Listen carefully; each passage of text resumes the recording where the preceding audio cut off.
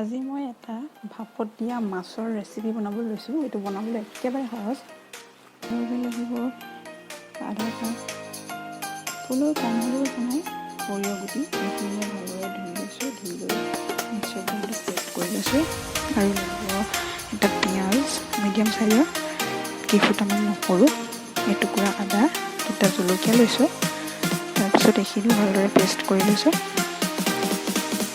তাৰপিছত এইখিনি দুইটা পেষ্ট একেলগে এটা টিফিন বাতিত মিলাই লৈছোঁ। তাত আধা কাপ পানী লৈছোঁ, নিমখ অকণ দিছোঁ, অলপমান হালধি আৰু অকণমান টেঙা চেপি দিছোঁ। টেঙা দিলে খাবলৈ ভাল হয়, সোৱাদটো ভাল হয়।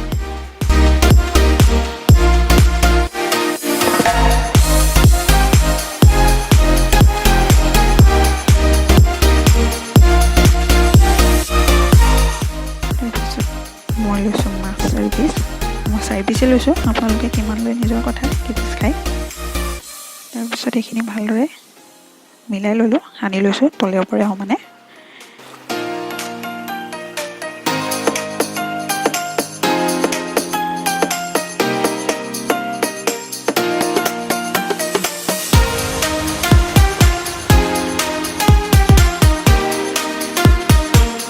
তাৰপিছত লৈছোঁ এখন কেৰাহীত পানী অলপ দি লৈছোঁ। দি লৈ সেই টিফিন বাতিত তাত বহাই দিছোঁ।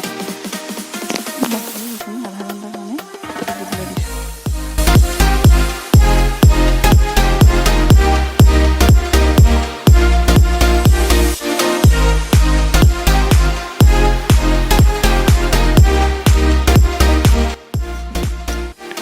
আধা ঘণ্টাৰ পিছত এইখিনি এবাৰ চেক কৰি লৈছোঁ।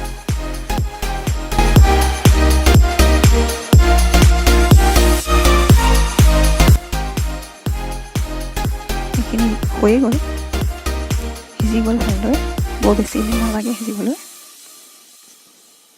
তাৰপিছত তাত অলপ কাটি থোৱা ধনিয়া দি দিছোঁ। ধনিয়া থাকিলে দিব, নাথাকিলেও কথা নাই। যদি ভিডিঅ'টো ভাল লাগিছে এটা লাইক কৰিব, শ্বেয়াৰ কৰি দিব আৰু চেনেলটো ছাবস্ক্ৰাইব কৰি দিব। ধন্যবাদ।